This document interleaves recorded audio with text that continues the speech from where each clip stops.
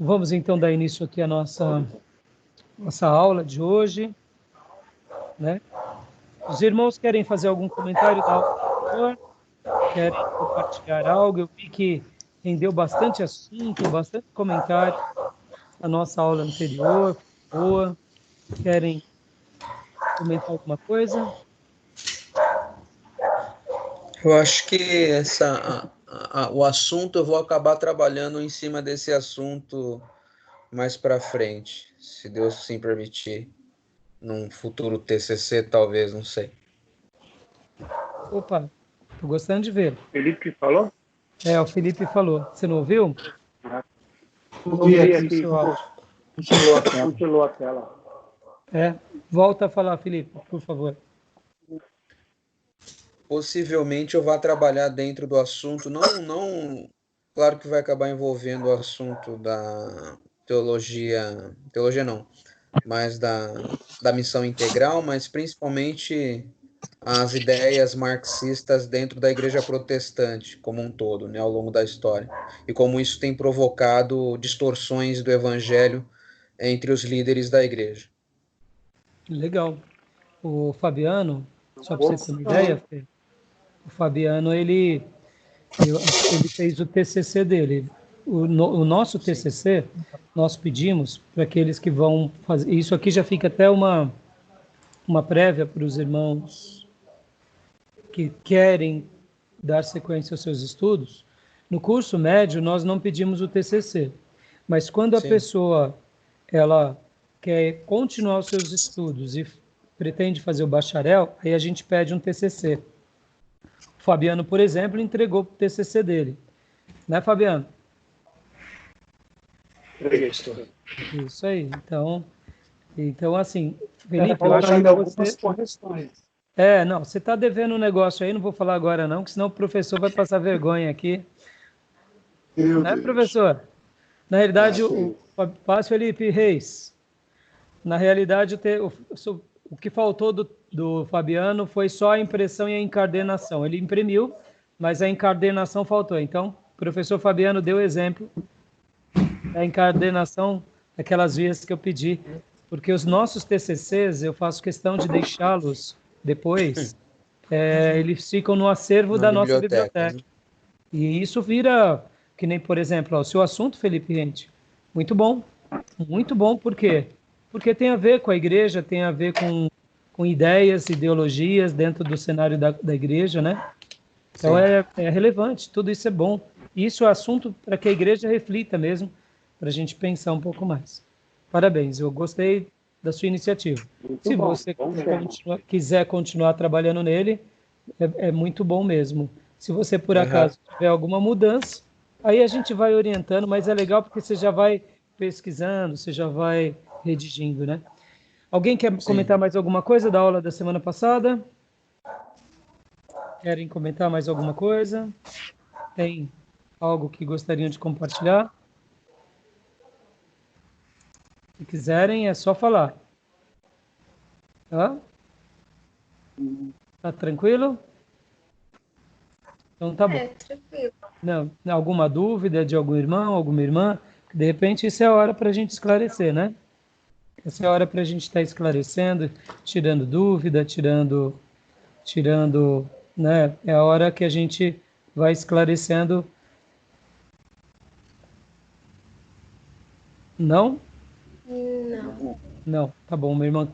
Então, beleza. Irmãos, hoje a gente vai dar continuação aqui na nossa aula, né? Então, hoje a gente vai voltar a tratar do livro.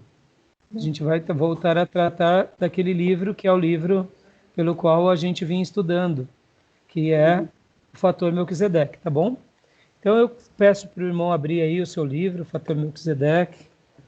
Hoje nós já tínhamos falado para nossa irmã Elaine, para o nosso irmão Felipe Reis, para o irmão Luiz, para a irmã Carmen, nós temos estudado sobre esse livro,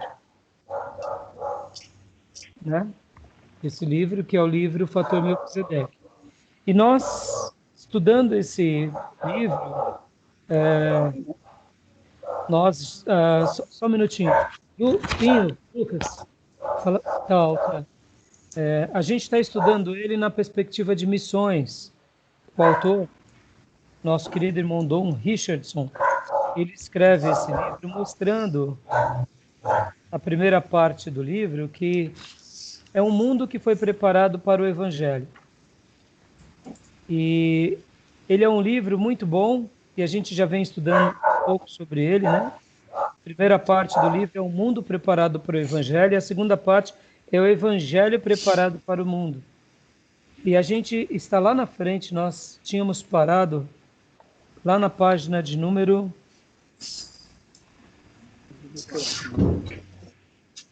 Nós paramos aqui na página de número 59. O povo Gedel da Etiópia. O povo Gedel da Etiópia. Deixa eu dar uma síntese aqui para a irmã Elaine Reis, Felipe Reis, para a irmã Carmen e para o irmão Luiz. Obrigado. Estão ouvindo aí? Que página que é, pastor? Página 59. Obrigado. Tá? Deixa eu dar uma síntese aqui para a irmã e para os irmãos que estão acompanhando a gente há pouco tempo. Esse material, esse livro, ele vai mostrar que desde que o povo, desde que as nações, as tribos, os povos foram criados, Deus deixou marcas dele e da linguagem dele em cada cultura, em cada povo. Então, por exemplo, ele começa falando de Abraão, quando Abraão foi falar lá com os cananeus, quando Abraão foi se comunicar com aquelas pessoas, e a maneira em que Deus usou Abraão para falar com os cananeus foi de uma maneira em que os cananeus entendiam. Ou seja, em cada povo, em cada cultura, em cada nação, sempre Deus preparou aquele povo para quê? Para receber o Evangelho. Então esse livro ele começa discorrendo isso de uma forma muito bonita, mostrando essa relação, mostrando essa característica.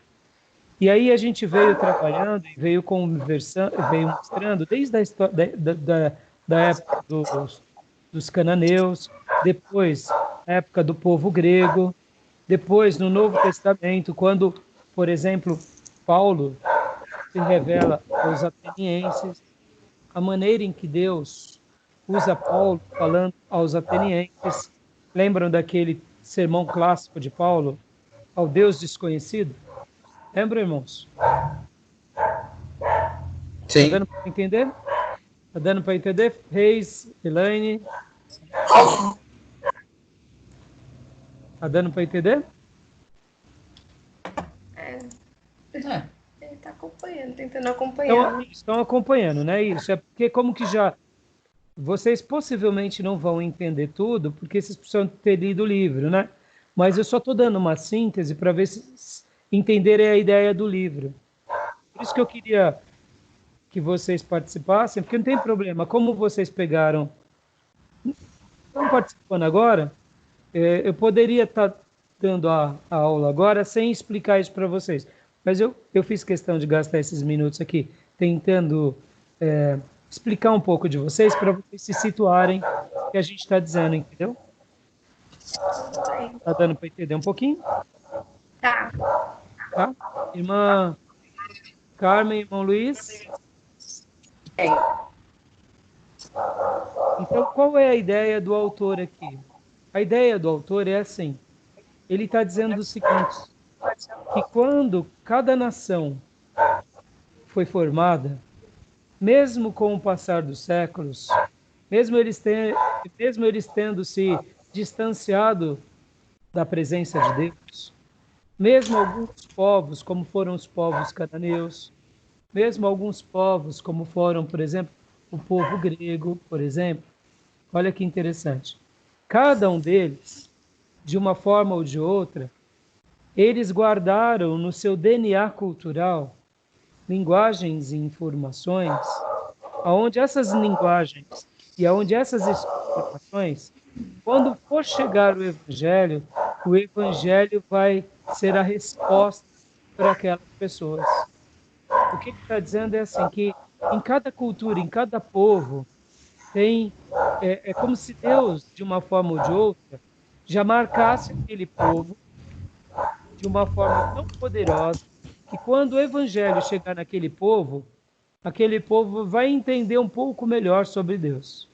É isso.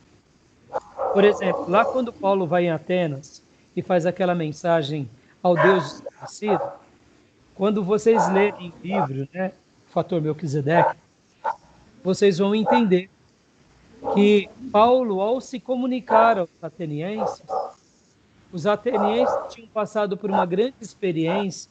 Qual foi a experiência deles? A experiência de ter um dia na história deles invocado Deus desconhecido. Olha que interessante. Fazendo só uma recapitulação, porque como vocês perderam essa aula, depois ouçam os áudios. Eu sei que vocês no futuro vão fazer essa aula de novo, mas é só para que nós agora tenhamos uma aula, eu diria, mais harmoniosa com vocês que estão participando. Então, tá bom? Só para vocês terem uma ideia. Os atenienses, eles tinham um costume de ser conhecido por aqueles que saíam em todas as culturas, em todos os povos, eles saíam pegando, por exemplo, os ídolos, eles iam pegando os ídolos daquela nação. Eles iam pegando, estão vendo o meu texto de Word aí na tela de vocês? Não. Então, que legal, não sabia que dava pra fazer isso. Bom, Agora eu tô. Que joia. Eu vou usar minha apostila, então. Não sabia que dava para fazer isso, tá vendo? A gente tá aprendendo junto, viu? Que legal. Então, voltando a falar, só para vocês terem uma ideia. Os atenienses, vou deixar aqui. Eles iam pegando todos os ídolos de cada nação. E o que acontece? Eles iam colocando os ídolos dessas nações lá dentro de Atenas e faziam um altar. Porque lá no Velho Testamento, ou no povo antigo, eles tinham o costume o seguinte: bom, se eu adoro todos os deuses, logo esses deuses vão me proteger. Então pensa assim, o Deus de Israel, o Deus dos gregos, o Deus dos egípcios, os deuses dos macedônios, Então, os atenienses tiveram essa ideia. Falaram, opa, se eu estiver adorando todos os deuses, em algum momento eu vou estar sendo abençoado também por eles. Por isso que lá entre os gregos existia aquilo que nós conhecemos como panteão grego, que depois também se tornou um panteão romano. O que era isso? O que era o panteão? Era o lugar onde existiam altares de todos os deuses. E lá eles adoravam. Só que acontece, em Atenas aconteceu algo muito curioso. O que aconteceu? Houve uma praga muito grande na Atenas, como a gente está acontecendo hoje do coronavírus. E o que aconteceu? Olha só, eles começaram a fazer sacrifício para todos os deuses. Só que quando eles estavam fazendo sacrifício para todos os deuses, nenhum deus apaziguava aquela praga. Aí teve uma pessoa que teve uma ideia. E se nós fizermos um altar ao Deus desconhecido? Porque aqui nós adoramos todos os deuses. E se nós fizermos um altar ao Deus desconhecido? E foi isso que eles fizeram. E quando eles fizeram esse altar ao Deus desconhecido, a praga acabou. E Paulo, quando aí então teve um altar lá chamado altar ao Deus desconhecido. E o que acontece? Quando Paulo foi e começou a pregar em Atenas e falar do Evangelho de Jesus, o que aconteceu? Paulo viu que tinha um altar ao Deus desconhecido e começou a falar, eu vim falar desse Deus, que é o Deus criador do céu e da terra. Ou seja, na cultura dos atenienses, Deus já tinha permitido alguma coisa para que eles adorassem a Deus. E é isso. O autor, no seu livro, a primeira parte do livro dele, ele vai falar sobre isso, que Deus prepara todas as culturas, prepara o mundo para quê? Para o Evangelho. Pode ver que lá no Egito Antigo, quando Moisés e o povo de Deus estava lá, o que Deus estava permitindo com o povo dele lá no Egito? Deus estava permitindo que, por meio dos hebreus, os egípcios se convertessem. Não foi isso? Quem é que foi o salvador do mundo naqueles dias de grande fome e de grande batalha lá no Egito? Quem foi o salvador? O mensageiro de Deus foi José do Egito. Mas quem foi o grande salvador de todos os povos naquele dia? Foi o Deus de Israel. Não foi isso que aconteceu? Lembra disso? O grande salvador foi o Deus de Israel. E o vaso que Deus usou para manifestar a glória de Deus naquela nação foi quem? Foi o próprio José. José foi o vaso. Não foi isso? Estão lembrando? Estão me entendendo, irmãos? Sim. Estão entendendo? Então José foi instrumento de Deus para quê? Para mostrar para Faraó aquele momento que ele interpreta os sonhos. José foi o instrumento de Deus para fazer toda a gestão. José foi o instrumento de Deus para reorganizar aquela história. Entenderam? E aí, diante disso, José pegou e fez o quê?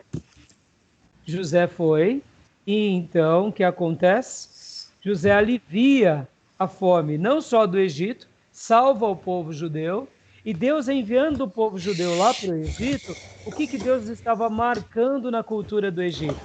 Deus estava marcando o quê? Eu estou aqui no meio de vocês. Eu estou aqui abençoando a vida de vocês. Eu estou aqui realizando uma grande obra. Tá bom? Deu para entender? Sim. Entendeu, irmão Carmen, irmão Luiz? Vamos pegar outro episódio, quando agora o povo de Deus volta com Josué para Canaã. O que estava acontecendo com isso? Deus estava marcando a história de Canaã, dando a vitória ao povo de Deus. Depois, lá para frente com os babilônios, mesmo no cativeiro babilônio, quando Nabucodonosor se converte, Deus estava marcando a história do povo babilônio com quem? Com Daniel e com os hebreus. E depois com Ciro e com Dário, no Império Medo e Persa, a mesma coisa. Então, em cada cultura, em cada povo, Deus sempre preparou o quê? Deus estava preparando o mundo para quê? Para que, por meio dos seus servos e dos seus vasos, o evangelho chegasse àquela cultura, chegasse àquele povo. Ou seja, Deus preparava o mundo para o evangelho. Era uma maneira, e essa é uma maneira que Deus vai trabalhando no meio do seu povo. Estão entendendo? Sim. Então, agora aqui a gente parou na página 59, que vai falando um pouco sobre a Etiópia, esse povo lá da Etiópia. E na página 61 a gente fala também sobre o povo da África. Então a gente vê um pouco nesses dois povos o quê?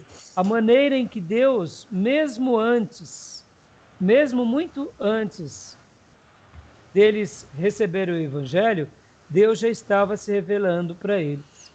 Tá bom? Vou pedir para o Felipe Riente. Você está com o livro, Fê? Não, meu livro era do senhor. Ah, você leu e me devolveu. Você está com o livro aí, Felipe? Felipe, não. Quem está com o livro? Irmãos... Fabiano só. Só o Fabiano, né? Então, você tem o seu aí, né, Fiote? Joia. Se depois... De emprestar aí, pastor?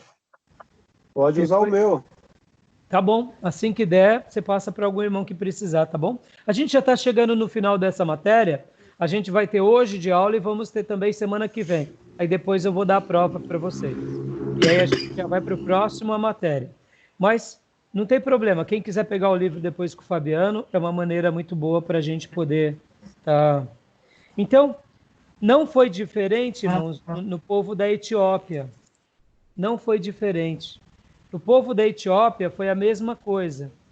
Aí o autor ele vai estar relatando aqui no povo da Etiópia a maneira em que Deus estava preparando aquele povo para que quando chegasse o evangelho, aquele povo entendesse o evangelho.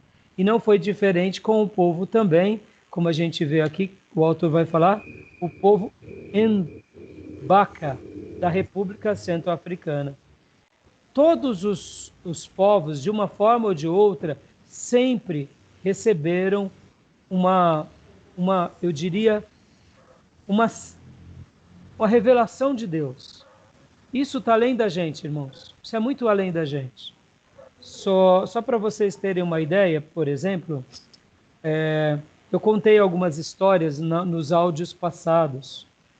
Só vou repetir uma única história, que é a história de uma tribo, em que um missionário foi pregar nessa tribo, e quando o missionário chega nessa tribo e começa ali a estudar a tribo, e começa a ter toda aquela paciência para querer fazer a tradução da Bíblia para aquela tribo, o missionário ele estava tentando falar com aquela tribo, e ele teve muita dificuldade para explicar para aquela tribo sobre o perdão.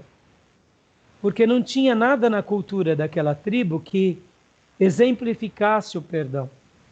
E o que acontece? Aconteceu que, em certa ocasião, teve uma festa da tribo. E nessa festa, todos os habitantes daquela tribo foram por meio da floresta e fizeram uma grande roda. Todos os habitantes da tribo.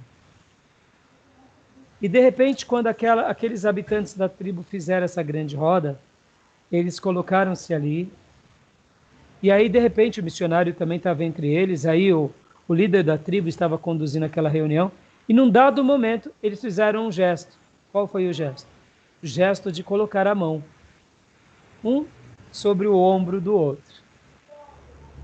E quando um colocou a mão sobre o ombro do outro, fizeram aquele grande anel, um colocando a mão sobre o ombro do outro. E o missionário perguntou para um dos índios que estava ali, o que eles estão fazendo? Por que eles estão colocando a mão um sobre o ombro do outro? Aí o índio disse, é porque agora nós estamos dizendo para cada um deles que todos os erros que um cometeu com o outro, a partir de hoje, estão sendo lançados para trás. Nós estamos se esquecendo dos erros de uns e dos outros. Aí o missionário, ao ouvir isso, ele compreendeu o recado e ele entendeu perfeitamente a palavra pela qual agora ele iria ensinar aquela tribo o que significa o perdão. Por quê? Porque quando ele começou, então, a ouvir tudo isso e o que significava para aquela tribo, quando ele foi traduzir para aquela tribo perdão, ele disse assim, Jesus coloca os seus braços sobre os ombros de todos vocês, de uma vez por todas. O que Jesus veio fazer na terra, na cruz do Calvário, foi colocar os braços de vocês, os braços dele sobre os ombros de vocês, para sempre. E aquela tribo, então, compreendeu um pouco sobre o que era o perdão. Tá bom? Deu para entender? Sim. Deu para entender aí, irmãos? Então, agora, hoje, no nosso livro, irmãos, a gente vai estar falando sobre a página de número 68. E aproveitando que o professor Fabiano está aqui conosco hoje, eu vou pedir para ele hoje estar participando conosco, lendo um pouco conosco, porque hoje o autor aqui, e aí, irmãos, eu vou falar aqui para vocês o seguinte, que aproveitando, né, que nós estamos aqui na nossa aula, é normal que a gente não consiga estudar profundamente todo o livro, porque é muito material, mas eu indico que o irmão e a irmã não deixe de ler sobre esses assuntos, porque o que acontece, esse assunto, o que eu estou falando agora para vocês, e os demais assuntos, vocês vão ver que ele tem muito conteúdo nos livros. Então, se vocês não lerem os livros, fica difícil a compreensão do que a gente está falando, tá bom? Então, depois peguem Tá o bom. livro. O Felipe Rente leu o material, né, Felipe? Sim, Diz para muito os bom. nossos irmãos que estão participando hoje um pouco aqui do que representou um pouco esse livro.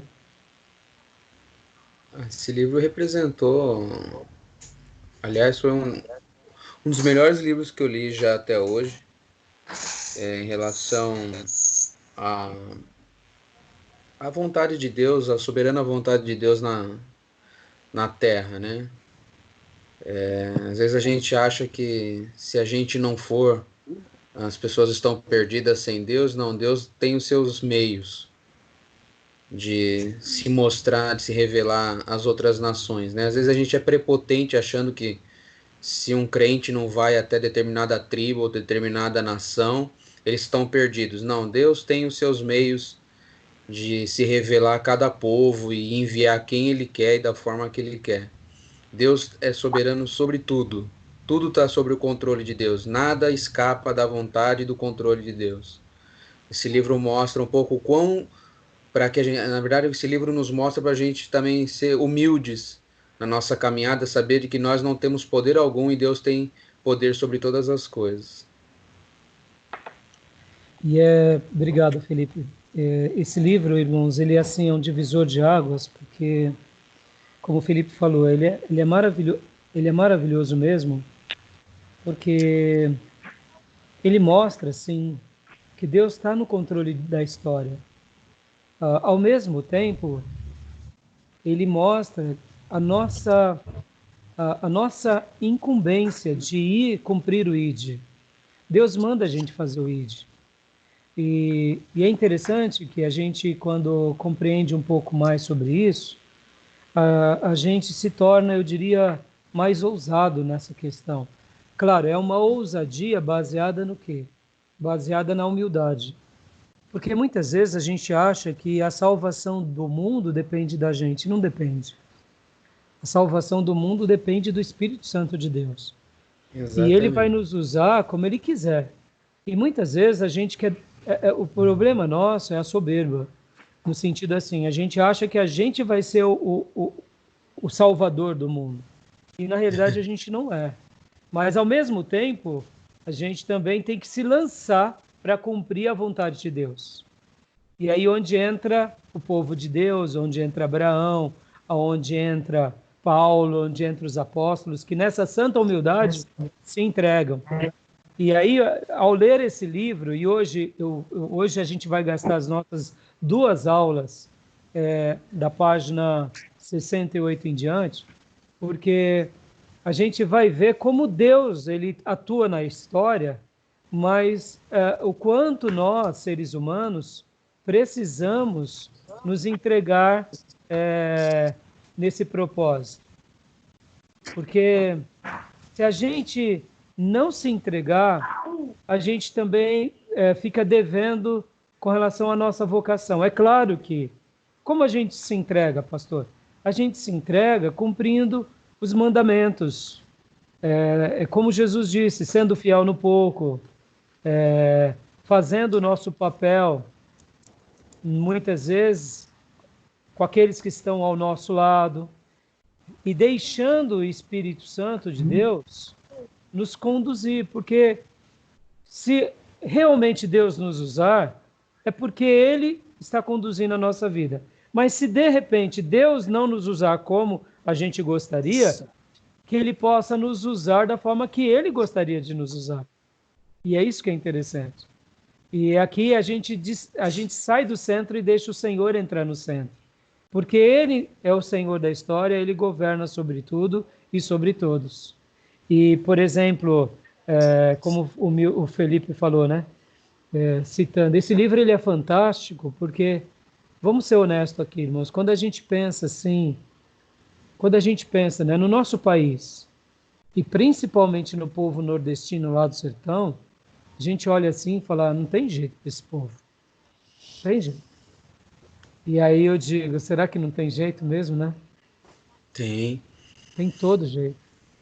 Então, pastor, até ia comentar uma coisa interessante nesse livro, que O autor, ele até meio que bate pesado em nós seminaristas, né? Porque às vezes nós pensamos que já temos as respostas para tudo. E ele nos ensina que a gente tem que estar atento às nuances de cada particularidade de cada povo, né? Nós temos que estar atentos e ver a impressão digital de Deus naquele povo para que a gente possa ter uma estratégia para chegar com o evangelho até eles. Sim. Porque às vezes a gente acha que tem muito conhecimento intelectual e tudo mais, a gente tenta bolar alguma coisa super, extra, mega, achando que pelas nossas próprias forças a gente vai com as nossas palavras chegar até lá e conseguir e ser um sucesso. Não, a gente tem que ser humilde, olhar, ouvir a voz de Deus primeiro, ver, sentir o que Deus quer, olhar atentamente, perceber sobre cada povo, tribo e nação, e ver as digitais de Deus e ver de que forma o Senhor quer que a gente inicie a pregação do Evangelho. Às vezes a gente quer muito agir, mas às vezes a gente tem que ter uma percepção mais apurada e ouvir a voz do Espírito antes, né? Exatamente, Felipe, bem colocado, porque dentro disso a gente entende o quê?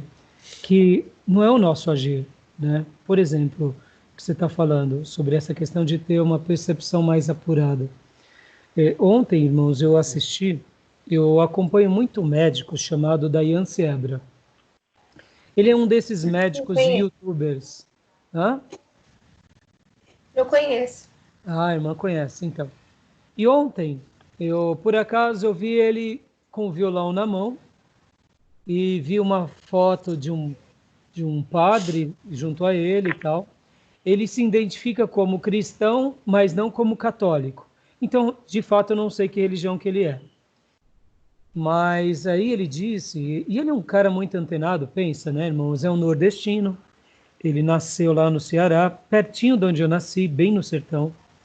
Ele é de Crato, sou ali de Farias Brito, Cariutaba. Lá é perto de Juazeiro do Norte, é o sertão mesmo da Caatinga. Lá predomina o catolicismo. Hã?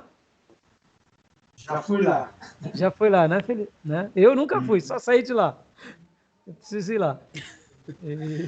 E aí o que acontece? O povo nordestino, irmãos, ele é muito idólatra. Ele tem, assim, eles são muito católicos, né? Ou eles são católicos ou eles não são nada, né?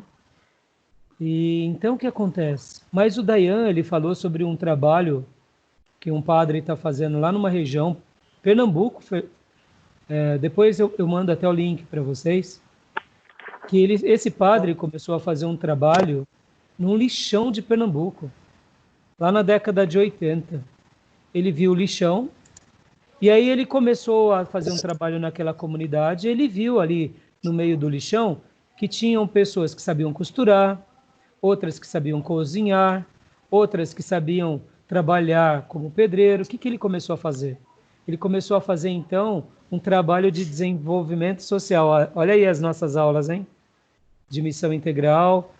Eu chamei elas de missão integral, mas eu quis chamar para que mostrasse esse diálogo, não para defender necessariamente a missão integral, até porque a gente veio falando que a igreja bíblica é aquela igreja que tem a pregação, mas tem também o quê? Além da pregação, tem atos, né? Tem fatos. E aí o que esse padre fez? Olha que coisa fantástica. Ele começou então a fazer um trabalho de formiguinha. E começou a chamar os empresários da cidade, começou a chamar os voluntários. Irmãos, é maravilhoso o trabalho que esse padre está fazendo lá no Nordeste.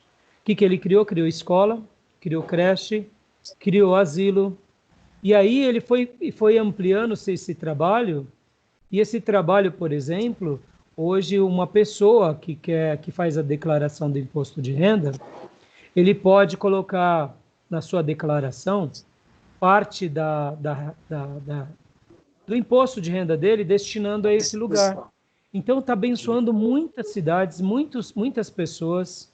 E aí eu digo para vocês, irmãos, olha só, como que é importante a gente participar de um trabalho onde a gente realmente faça uma diferença. Porque vamos imaginar agora, olha que interessante, a gente chega nessa cidade para pregar o evangelho para eles. Aí eles olham para nós. Eu sei que o evangelho não é assistencialismo, que o evangelho não é obra social, que o evangelho é a proclamação do reino de Deus. Mas olha como é importante a gente estar bem fundamentado em todas as nossas posturas. Como é importante a gente chegar num lugar como esse e a gente chegar com humildade. Porque quando a gente chegar num lugar desse e ver que tem um padre desse, que faz uma obra dessa, e muitas vezes eles olharem para nós, povo de Deus, e aí eles perguntarem: o que vocês estão fazendo? É importante a gente ter essa humildade, para a gente poder ter um evangelho que também tenha ação. A gente não precisa se cobrar como, não, eu tenho que dar obra para mostrar que eu sou. Não. Mas a gente tem que fazer com que a obra seja algo doce na nossa vida, como eu falei nas nossas aulas passadas. Quando eu realmente me converto, eu me torno um pendão de amor. Eu me torno uma bênção. Aonde? Na minha família, na nossa igreja local. A nossa vida passa a ser um marco, aonde a gente está. E naturalmente a gente, com a pregação da nossa mensagem, com atos de amor, a gente vai construindo. Por quê? Porque muitas vezes a gente tem um discurso muito bonito, mas a prática nossa acaba sendo uma prática que deixa a desejar. Então, eu estou citando isso desse irmão, desse padre, né? Porque para a gente orar pedindo: Senhor, nos usa assim, onde o Senhor quiser. Mas quando a gente chegar, que a gente leve um evangelho muito significativo. E hoje a gente pode fazer essa diferença onde? Na nossa igreja local. A gente pode fazer essa diferença onde? Na nossa família. A gente pode fazer essa diferença onde? Aonde a gente está inserido. O último ponto da minha aula hoje, eu vou trabalhar muito sobre a questão poderosa do testemunho. Um verdadeiro testemunho de um cristão verdadeiro. Um verdadeiro testemunho de um ministro, de um obreiro. Porque muitas vezes a gente se gaba muito disso, sabe? A gente fala assim: não, eu tenho uma mensagem muito boa. E só isso basta, mas não basta. Ao mesmo tempo que Deus quer nos usar, a gente tem que também se deixar ser conduzido por Deus. Por quê? Porque, irmãos, eu deixei aqui um texto de Word, né? Missões no Apocalipse. A gente está vendo aí sinais dos fins dos tempos. Tudo isso que está acontecendo são sinais. Eu quero acreditar, irmãos, olha, hoje à tarde tivemos o nosso culto das irmãs pelo WhatsApp. Eu acho que, não sei se a Elaine participou, né, Elaine? Pegou um pedaço. Eu publiquei no canal do Edificação, que quem quisesse, como é um canal restrito, é mais das irmãs, a gente está fazendo por lá. Mas quem quiser participar, até o a irmã Carmen, o irmão Luiz, se quiser participar, avise-nos, irmã, que a gente coloca vocês no canal. Fabiano, Felipe Riente também. E olha só que interessante. Hoje a igreja, ela não está mais... Olha que coisa, olha que preparo para a vinda de Cristo. A igreja, ela está sendo uma igreja no lar. Da mesma forma que era a igreja primitiva. Mas a gente está conectado de uma outra dimensão. Então a igreja está... A maioria das igrejas estão fechadas, mas a igreja parou. Olha que fantástico. E durante esses dias, olha que coisa interessante. Domingo, por exemplo, a minha esposa deu muita atenção para uma irmã que está muito carente, muito necessitada, que é a irmã Miriam, lá da Itália. O irmão Wellington, que é seminarista aqui, nosso, ele me falou: pastor, coloca uma irmã no canal seu da igreja. Eu falei: mas que irmã é essa? Não, é amiga minha da Itália, pastor, ela está precisando de bastante ajuda. Eu falei: tá bom, Wellington. Aí coloquei. Desde que essa irmã foi colocada, ela está com o marido dela que está com câncer. E o que acontece? Estão passando momentos muito difíceis. E eu e a minha esposa temos dado atenção para ela. E domingo, de uma forma muito diferente, a Lídia deu muita atenção para ela e ela estava muito aflita. Porque hoje foi o dia da cirurgia dela, do marido, né? Acho que vocês viram. E o que acontece, irmãos? Olha que interessante. Deus permitiu com que os nossos trabalhos viessem agora para as redes sociais para a gente estar atingindo outros lares. Então, olha como que é um sinal dos últimos dias. Isso que está acontecendo conosco hoje aqui é uma pequenina coisa do que vai acontecer naquele grande dia. Ou seja, Deus, de uma forma misteriosa, está trabalhando no seu povo, despertando o seu povo, para que o seu povo comece a trabalhar como igreja viva aonde ele está inserido. Olha que coisa fantástica aqui. Aonde a irmã Elaine chega, eu não chego. Lá na creche eu não chego. Chego, irmã, lá na creche? Não. Tem como.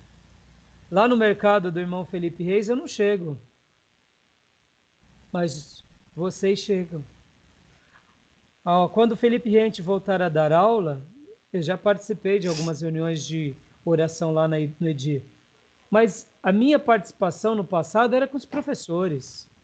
Mas a participação dele é com os alunos. A futura geração. Aonde o Felipe Reis chega, eu não chego. Aonde o Fabiano chega, eu não chego. Olha como a igreja ela é viva, como a igreja ela é poderosa. E é nisso que a gente está vendo um despertar. Durante alguns anos a gente orou pedindo um avivamento. A gente está vendo Deus avivar o seu povo agora. O povo de Deus, o que ele mais tem agora é tempo. Para quê? Para orar. Orar pelo necessitado, orar por quem precisa. Essa semana eu publiquei um comunicado nos canais da nossa igreja dizendo, irmãos, não percam tempo com bobeiras. Sim, acompanhe o que está acontecendo no mundo, mas gaste tempo com quem precisa. Pode ver, irmão, um irmão carnal, uma hora dessa, só está perdendo tempo falando mal da vida de um, de outro, falando do parente, publicando coisinhas e agulhadas nos Face.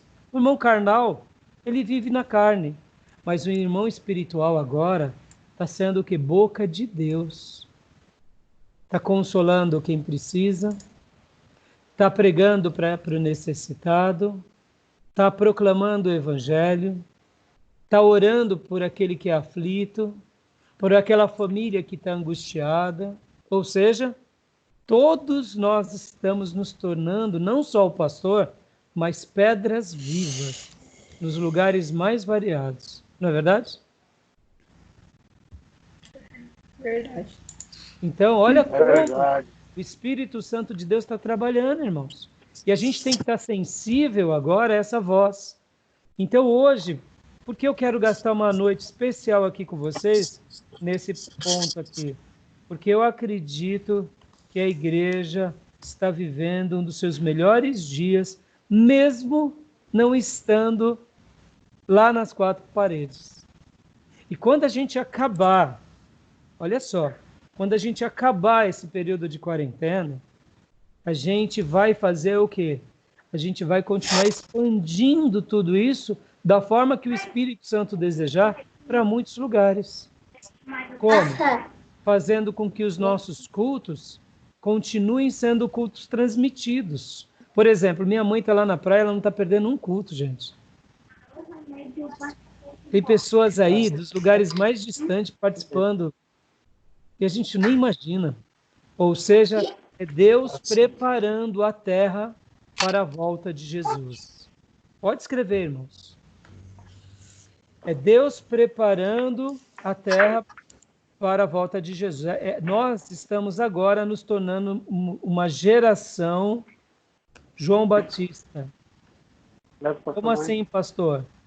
Nós estamos preparando a terra para a vinda de Jesus. Creia nisso. João Batista não foi esse que preparou o caminho para Jesus? Sim. Sim. Agora pode ver, irmãos. Quem é realmente santo e consagrado está se unindo, está se doando, está se entregando e a obra está sendo feita.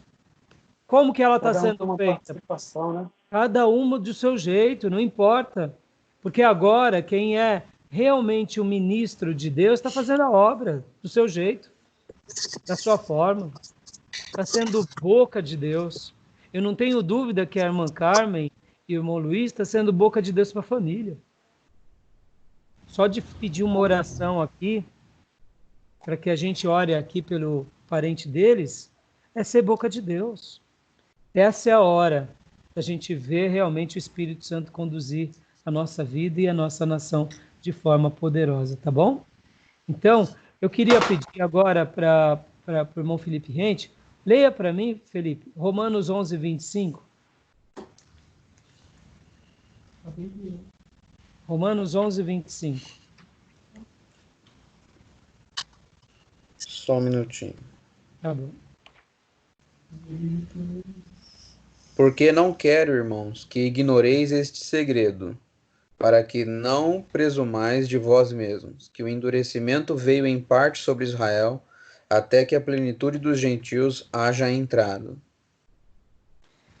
Então, olha só. Há um endurecimento em Israel para que haja o quê? Para que a plenitude dos gentios se torne poderosa. Em outras palavras, o que isso estava querendo dizer, irmãos? O que o autor está querendo dizer é o seguinte: Deus endureceu Israel para que o evangelho fosse lançado em muitos espaços, em muitos lugares. E hoje, por exemplo, irmãos, eu publiquei semana passada, um amigo me mandou o que está acontecendo no mundo. As pessoas se conectando agora, buscando a Deus. Eu não assisti aquele programa. Eu até depois acabei apagando aquele link. Se alguém tiver... Vocês viram um trabalho de um irmão que eu falei, irmãos, assistam aí. É um trabalho de um irmão, de um grupo, que está fazendo o quê? Estão buscando a Deus em vários lugares do mundo. Ou seja, irmãos, isso é fruto do que Deus está preparando o planeta para a volta de Jesus. E essa é a hora para a gente regaçar as mãos, se consagrar e falar, Senhor, eis-me aqui, usa a nossa vida. E eu acredito que essa nossa geração é a geração de João Batista. É a geração que prepara o mundo para a volta do Cristo. Não prepara o mundo para a primeira vinda dele, mas para a segunda vinda dele. Entenderam? Então, que Deus possa estar preparando nosso coração. Amém, irmãos? Amém. Amém. Amém. Então, vamos lá. Eu queria agora falar com os irmãos o seguinte. Deixa eu achar aqui na minha apostila. Eu quero pegar aqui a parte do livro, capítulo de número 68. A Elaine postou o livro em PDF para nós, pastor. Então tá jóia. No canal. Beleza. No canal é 68? 68, isso, obrigado. Mas comprem o livro, né, irmãos? Porque é a melhor maneira da gente... É a maneira correta para a gente abençoar os autores, né? Mas, assim, em alguns momentos como esse, acaba ajudando bastante para a gente poder ter um material aí com a gente. Então, olha só, 68. Esse foi o primeiro livro teológico que eu li, pastor. Foi, filho? Quando você começou a fazer o seminário, foi em missões? Foi, eu comecei aqui. Que legal. Então, tá bom. Então, Fabiano, lê para nós aqui, Fabiano. Lê para nós. Lê para nós aqui a página 68, começo da página 68, por favor. Ok. Os chineses o chamaram de Shang-Chi, o Senhor do Céu. Alguns eruditos fazem especulações a respeito de Shang-Chi, poder talvez se relacionar linguisticamente ao termo hebraico Shaddai, como El Shaddai, o Todo-Poderoso. Deixa eu só dar uma síntese aqui para os irmãos, principalmente o irmão Luiz e a irmã Carmen. Você passou para eles também, irmã? O material você mandou no canal, né? No canal. Irmão Luiz, irmã Carmen, vocês estão assistindo a aula pelo celular ou pelo computador? Então tá bom. Então vocês não vão conseguir abrir o livro, não tem problema. Então só fica ouvindo, tá bom? Olha só que interessante, irmãos. O que vocês conhecem sobre a cultura chinesa e pela cultura da Coreia? O que vocês conhecem? Vamos falar um pouco aqui sobre o povo coreano e o povo chinês. Começou com o chinês. O que vocês conhecem? Fabiano? Olha, eu não conheço nada, pastor. Conhece nada, né? Fala, Felipe Ente. Kung Fu, pastor. Kung Fu, né? Yakisoba. Shaolin. Hashi. Não, mas é uma cultura milenar, né? É uma cultura milenar. Tanto que você tem oh, meu Deus, agora fugiu o nome daquele... Como é que é o nome daquela religião deles? Esqueci agora. É o... Não, é o... Não, é o... Taoanismo. Isso. Né? E também tem o confucionismo. Confucionismo, isso. Isso. A cultura deles é muito rica, né? Vem também de batalhas entre impérios ali por milhares de anos ali, principalmente com os mongóis na parte norte, lá em cima do território. Então sempre houve muito conflito ali por aquela região ali de formas milenares, né? Mas é uma cultura muito rica, né? Que influenciou muito a parte asiática ali. O que depois, nos tempos modernos, foi sendo suprimida pelo comunismo, onde agora eles não podem nem sequer cultuar a própria religião deles, tudo é o Estado que comanda, né? Mesmo tendo uma igreja supostamente cristã, é uma igreja do Estado. Sim. Então eles não podem mais nem ter religião lá hoje. O comunismo suprimiu tudo que eles tinham lá, né? Sim. Exatamente. E olha que interessante, mais uma vez lembrando, que quando você unifica o Estado com a igreja, olha o risco que você corre. É uma religião onde o Estado domina. Não é uma religião onde ela é livre. Né? Por isso que o que é de César, dai a César, o que é de Deus, dai a Deus. A religião e o Estado, eles não caminham junto, não podem caminhar juntos. No momento que começa a caminhar junto, sempre vai ter mais erros do que acertos. Porque uma coisa é a obra de Deus e outra coisa é a obra dos homens. Né? Então, olha que interessante. Falando um pouco, irmã Carmen, irmão Luiz, o que vocês conhecem da cultura chinesa?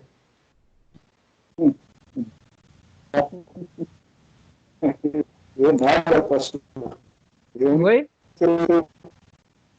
Pensei no coronavírus, pelo amor de Deus. Não podia conhecer nada, mas nada. Só pastel de flango. Vamos virar o celular, irmão. Fica melhor. Pastel de flango e bijuteria. Eles já tentaram, Fabiano, mas aí eles ficam deitados, não sei. Entendi. Entendeu? Então, voltando a falar, pastel de flango, né, Fê? Então. Na realidade, Felipe Reis e Elaine Reis. O Felipe Reis deve conhecer um pouco mais, porque ele é professor de faixa preta, de karatê.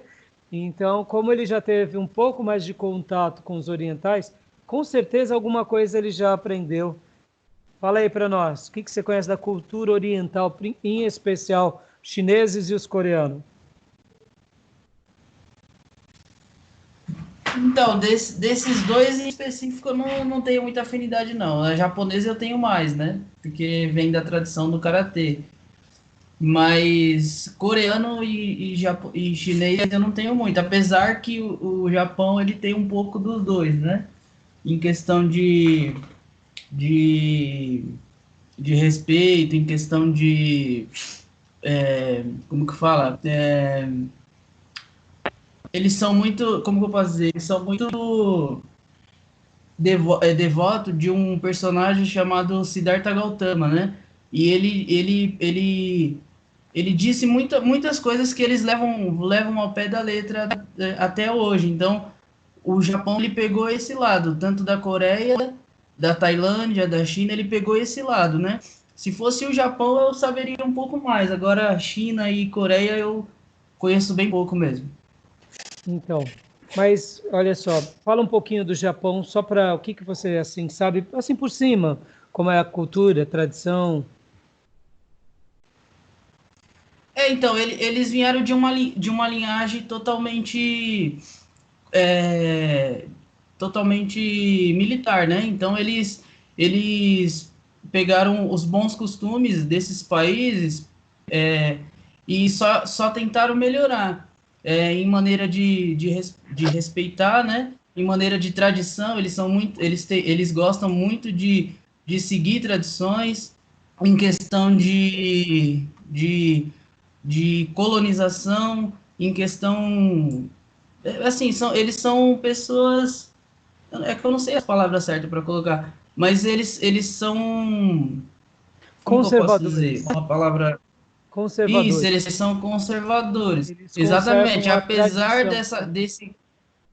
Exatamente. Até hoje, eles são assim. Então, por exemplo, muitas coisas que a gente que acontece hoje lá, eles trazem, por exemplo, o Japão ele traz porque ele seguiu uma determinada dinastia que na China fazia dessa maneira e o Japão até hoje ele faz. E várias famílias, né, principalmente os mais antigos, eles seguem isso daí, por exemplo.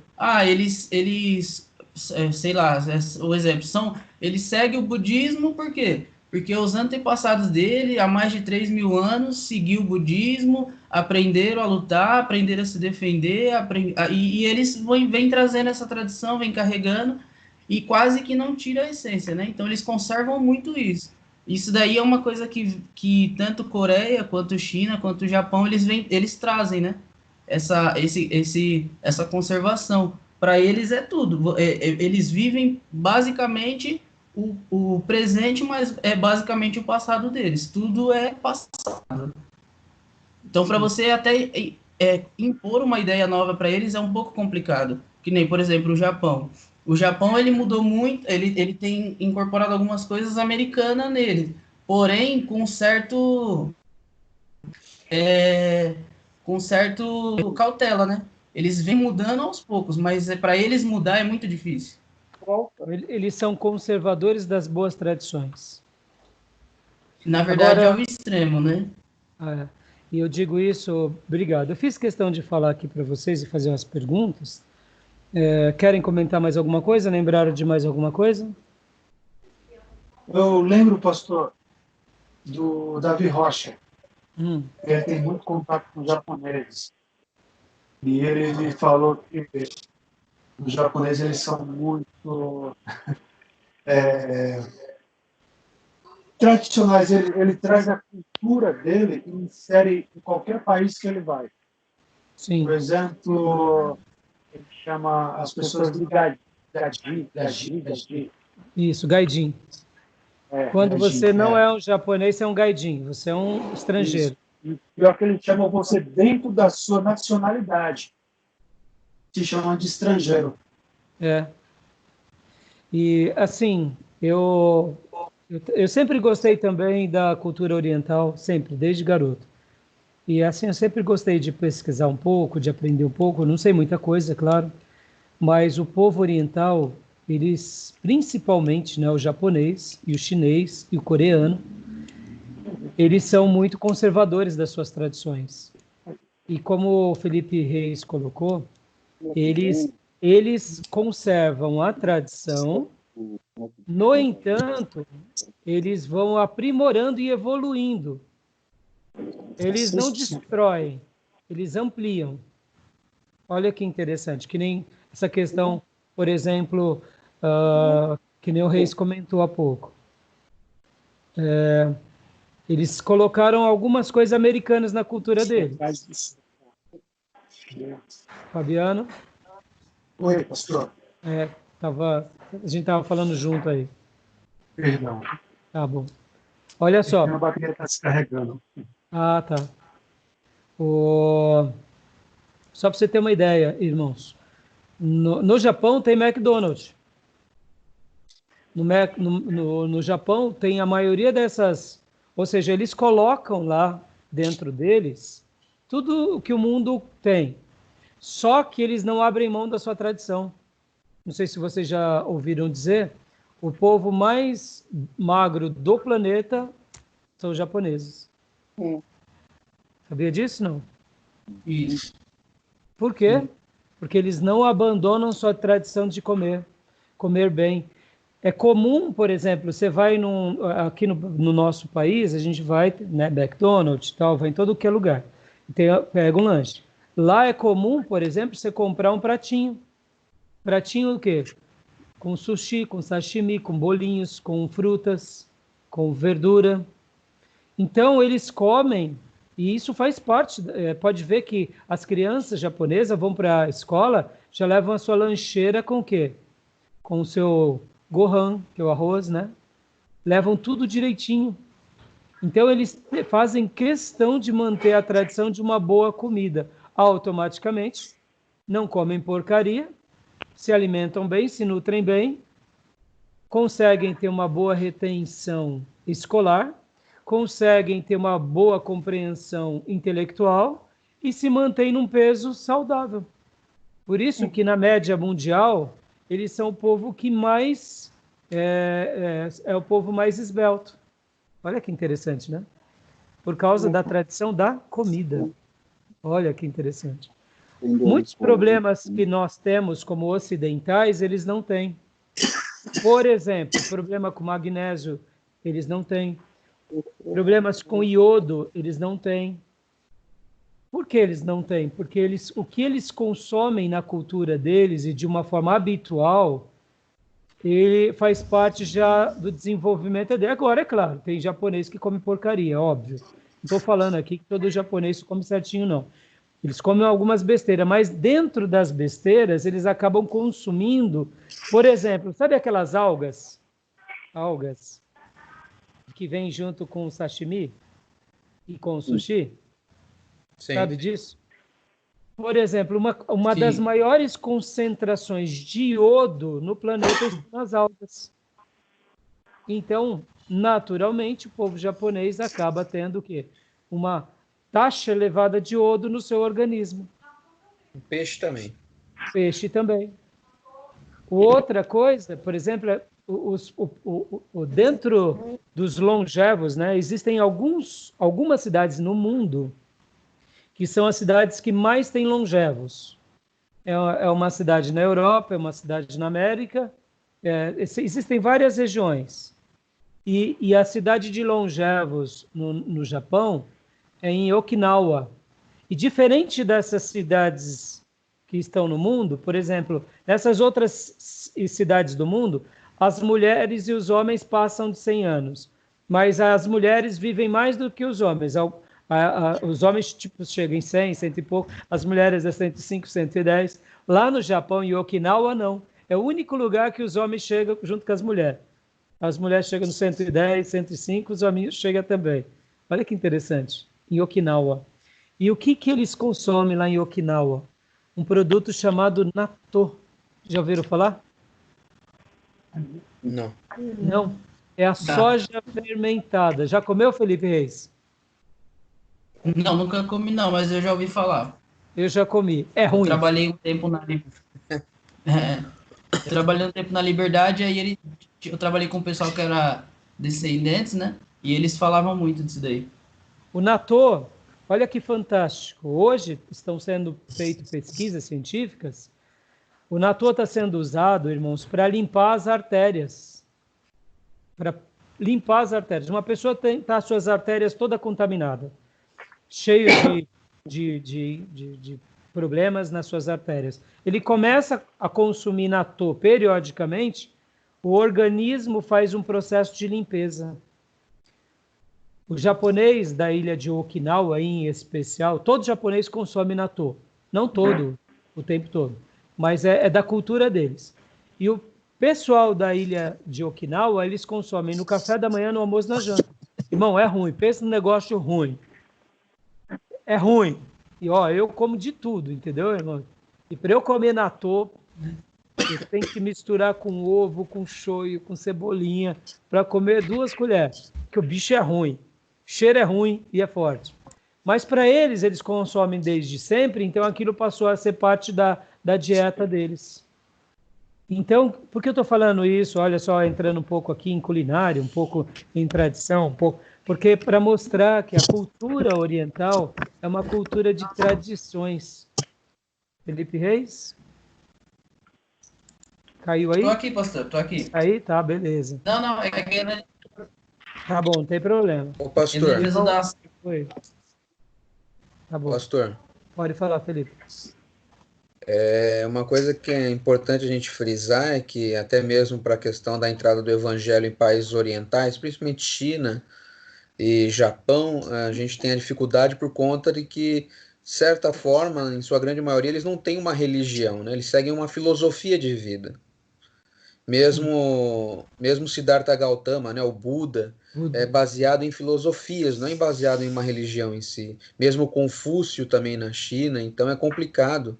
O Shintoísmo no Japão também.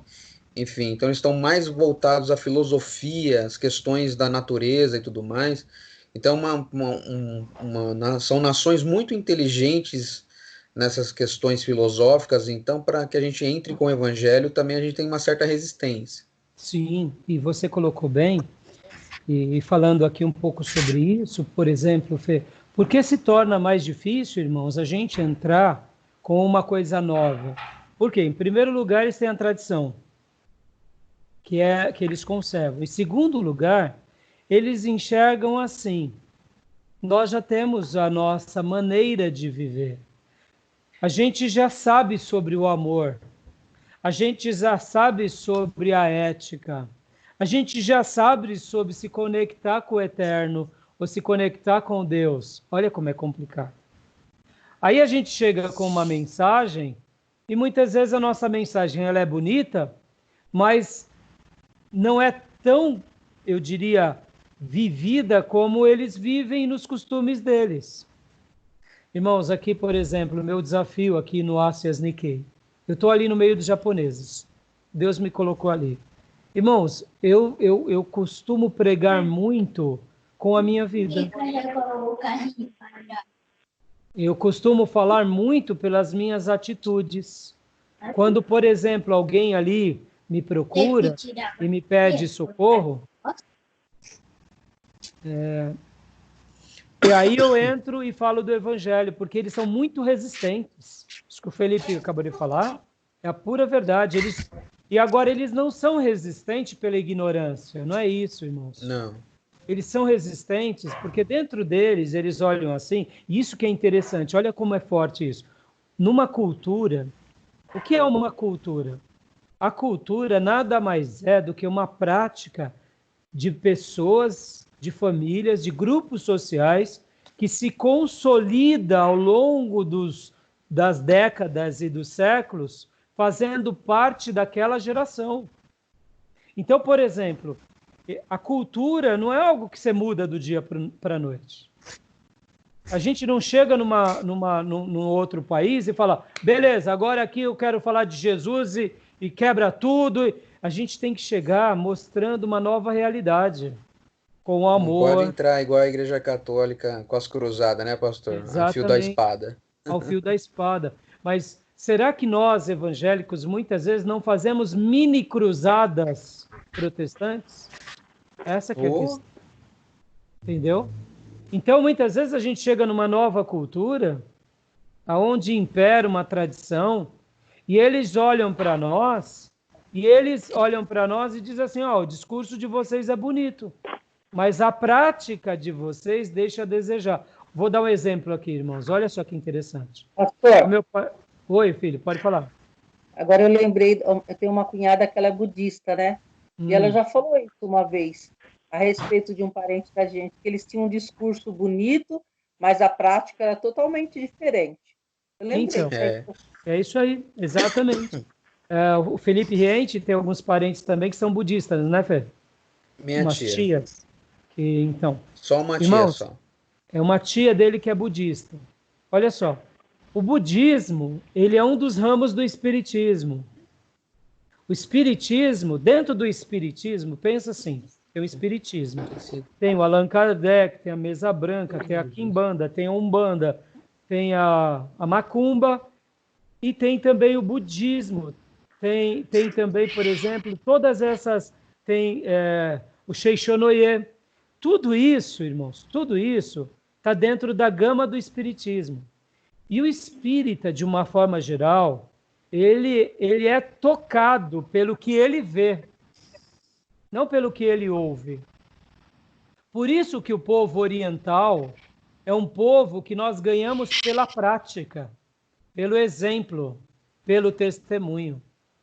Olha só, por exemplo, irmãos, o povo oriental, eles trabalham pelo coletivo, não pelo indivíduo, em especial os japoneses. Os coreanos também são assim. O que importa para o oriental é o coletivo, não é indivíduo. Lembra que semana passada, Felipe Reis, eu falei para você sobre essa questão lá no dojo? No dojo, se o mestre der uma ordem e o aluno não fizer, o que acontece? O aluno é punido. E se o aluno continuar não cumprindo a ordem do mestre, aquele aluno é convidado a se retirar. E o líder do dojo não tem dúvida de fazer disso. Então, olha como a cultura lá é diferente. Essas mesmas pessoas que têm essa cultura militar, por tradição, quando elas se convertem, o pastor fala, acabou. Numa igreja oriental, o pastor não tem muito trabalho, irmãos. Porque o pastor ele é visto, com todo respeito à expressão, como um mestre. Ele só não dá golpes de karatê. Por quê? Porque eles olham... E aí a gente vai para Jesus. Jesus era visto assim? Era. Os apóstolos eram vistos assim? Eram. Olha como a cultura determina. Vem cá, agora vamos ser francos aqui. O brasileiro vê o pastor assim? Não. Na cultura brasileira, o líder é mais um que fala. E eu obedeço se eu quiser. É assim ou não é assim? É. É uma pena. Tá certo isso? Não, não tá.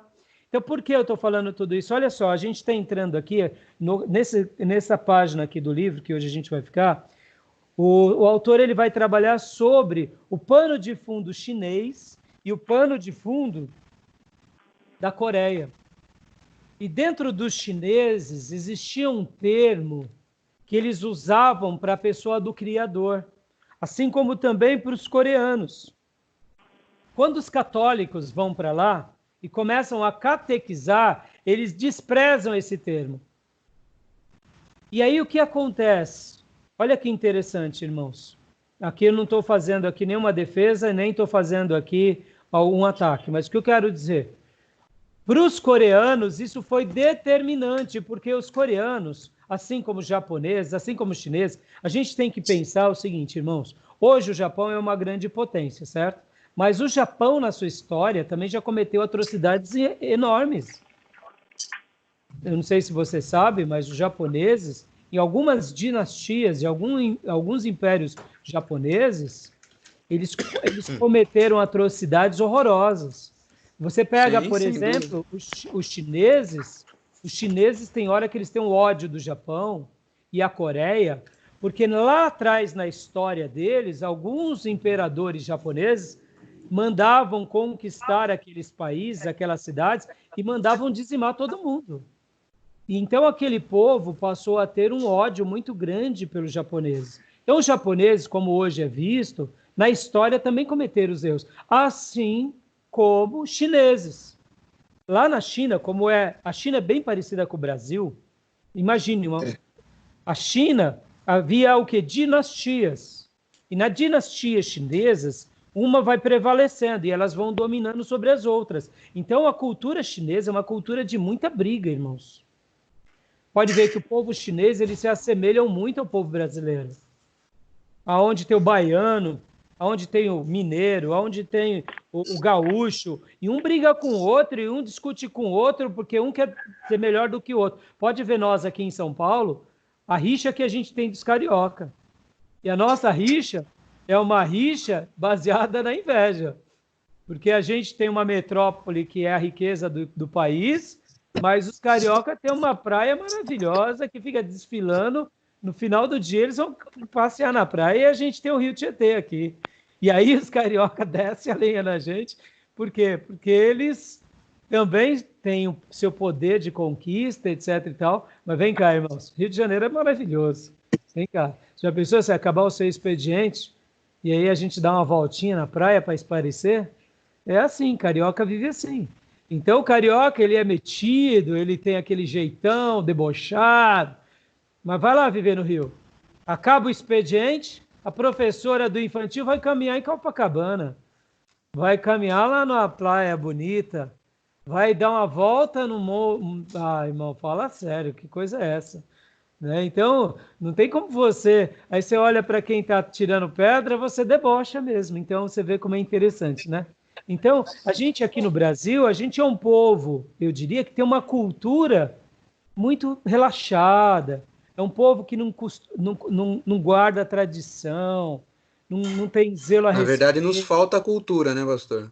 A nossa cultura é a ausência da cultura. É a ausência do valor. É verdade. E isso tudo... Aí a gente pode ver, esse é o nosso defeito, né? Por exemplo, agora esse momento político que a gente está vivendo de guerra.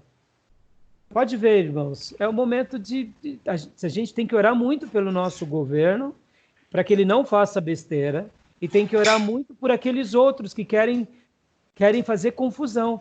Porque o povo brasileiro está melhorando na sua postura mais cidadã, mas ainda mesmo assim não é um povo patriota inteligente, né? Isso é preocupante. Não, falta muito, falta muito. Né? Então, aqui, lê mais um pouco para a gente, Fabiano, que a gente já vai dar uma pausa já já. Continua aqui no livro. Na Coreia, ele é conhecido como Hanami, o grande. A crença em Shang-Chi, o Hanami, é anterior ao confucionismo, ao taoísmo e budismo. Não se sabe por quantos séculos. De fato, segundo a enciclopédia of Religion and Action, enciclopédia da religião inglesa, a primeira referência a qualquer tipo de crença religiosa da história chinesa especifica apenas Shang-Chi como o único objeto dessa prática. A antiguidade, essa referência então, remonta a cerca de 2.600 anos antes de Cristo. Isso significa mais de 2.000 anos antes do cristianismo ou qualquer outra religião estabelecida surgisse na China. olha que interessante. Pode falar, Fabiano, fala. Eu lembro na aula de introdução ao Antigo Testamento, quando falou de confucionismo, estava se referindo à mesma idade também lá de Daniel ou de Jeremias, daqueles homens de Deus daquele tempo, estava dizendo que o confucionismo nesse tempo estava acontecendo, estava surgindo. Então, Não sei se o Felipe lembra dessa aula. Lembro. então, sim, você vê, o confucionismo ele é antigo, só que essa ideia aqui, segundo os historiadores, sobre Shang-Chi, é uma ideia que está antes do confucionismo, antes do taoísmo e antes do budismo. Olha que interessante. Possivelmente o povo chinês, lá na sua origem, lá na sua formação, eles tinham uma relação de buscar esse ser supremo, o Senhor do céu, como o Criador de todas as coisas. Olha que interessante. Isso era antes dessas culturas. E como que se estabelece uma cultura, irmãos? Olha como que é interessante. Como se estabelece uma cultura? Um grupo social, ou seja, uma família, junto com outra família, começam a ter práticas. Essa prática de várias famílias vão sendo praticadas por outras famílias. E aquela região começa a ter aquele hábito. Passado-se um tempo, aquilo que era hábito vira uma cultura. E quando vira essa cultura, pronto, aí já é como se fizesse parte daquela tradição. Por exemplo, irmãos, a lei do Gerson, que é a lei do brasileiro, a lei de dar um jeitinho, sabe? Jeitinho brasileiro? A gente fala a lei do Gerson. Isso começou quando? Isso já tinha na cultura brasileira. Só o apelido que foi estabelecido. Eu não sei se você vai lembrar, possivelmente aqui deve ser só o irmão Luiz e a irmã Carmen. A lei do Gerson, Gerson era um jogador, se não me falha a memória, do Santos, em que ele está fazendo um comercial sobre cigarro e ele pega o cigarro de alguém e aí ele dá um jeitinho brasileiro. E aí ali virou um termo chamado a lei da vantagem. Pode ver, o brasileiro, ele usa o que? A lei da vantagem. Eu estou tirando vantagem. Eu tiro vantagem. A nossa política retrata bem, Zé. A nossa política, o nosso mercado empresarial, a igreja evangélica. Pode ver, é verdade. Tira vantagem. Ou seja, como que isso começou? Isso começou porque o importante é eu ter uma vantagem. Nem que eu explore o irmão. Olha que interessante. E isso é um quê? Um grupo social. Era o grupo dos fumantes, que vira o grupo dos atletas, que pega em uma geração e aquela geração praticando aquilo vira uma cultura. Olha como é difícil quebrar a cultura. Como que a gente quebra a cultura? A gente quebra a cultura agora estabelecendo uma nova cultura. Ou seja, a gente quebra a cultura com uma outra cultura, com uma anticultura.